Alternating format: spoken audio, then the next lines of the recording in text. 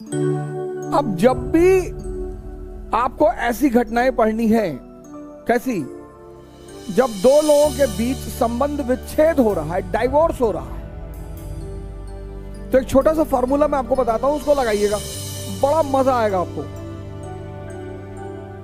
Sir, जिंदगी सूत्रों पे चलती है। अगर आपको किताबें समझ में नहीं आ रही और सूत्र समझ में आ गए, there are no permanent friends, only no permanent enemies, only permanent interest.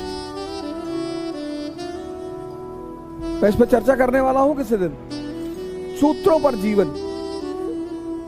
Sir, ये इतना बड़ा सूत्र है कि आपके मन को तमाम तरह की चिंताओं से मुक्त रखेगा। आपके दुश्मन हैं तो मन उधर लगेगा, आपके दोस्त हैं तो मन उधर लगेगा। और दोस्त दुनिया में दो होंगे मैक्सिमम, जो आपके लिए लड़ने के लिए तैयार है और आप उनके लिए लड़ने को तैयार हैं। वरना तो दुनिया में सबसे चुनौतीपूर्ण काम है एक दोस्त का मिलना।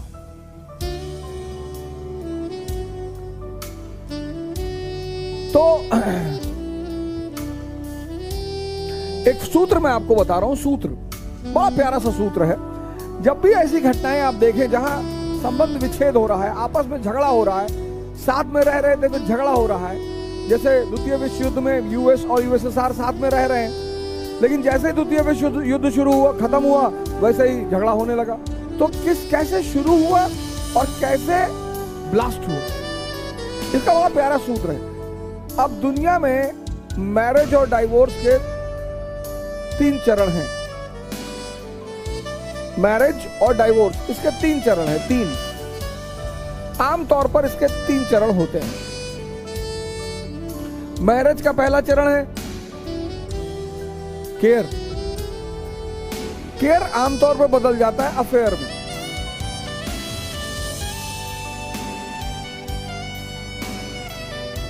खाना खाया, एनसीईआरटी मिल गई, नोट्स तैयार हो गए। जब भी तुम्हारे में कोई अननेसेसरी इंटरेस्ट लेने लगता है तो समझ लो वो तुम्हारे करीब आ रहा है। अरे भैया, हम खाना खाए ना खाए तुमसे क्या मतलब, और तैयारी करने आए हैं तो एनसीईआरटी ले ही लेंगे, नोट्स अरेंज ही कर लेंगे। जब भी तुम में कोई अननेसेसरी इंटरेस्ट लेने लगे, समझ लो तुम्हारे करीब आ रहा।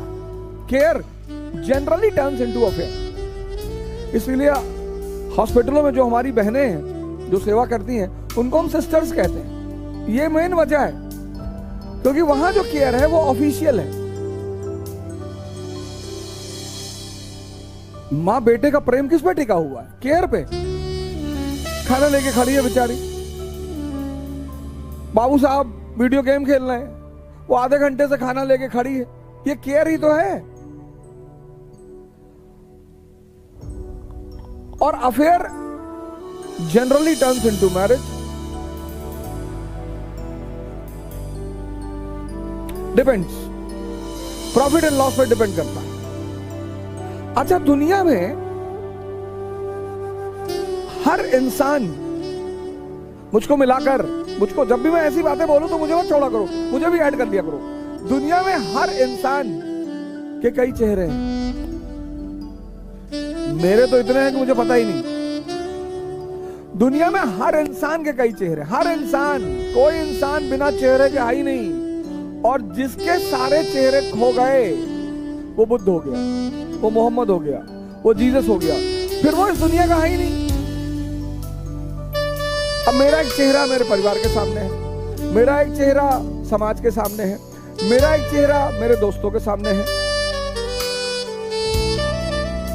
इसलिए जब भी किसी से मिले तुरंत डिसीजन ना लें। आप देखो बहुसंख्यक लोगों को, जब पावरफुल शक्तिशाली लोगों के सामने आते कैसे बिहेव करते हैं। जी सर, जी सर, चाय पीते हैं पांडे जी? नहीं जी।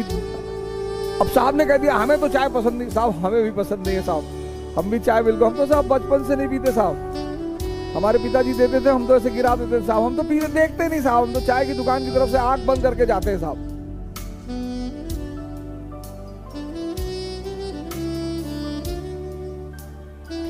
और हर व्यक्ति का चेहरा उससे करीब आने पर दिखाई पड़ता है। तुम व्यक्ति के जितने करीब आते जाओगे,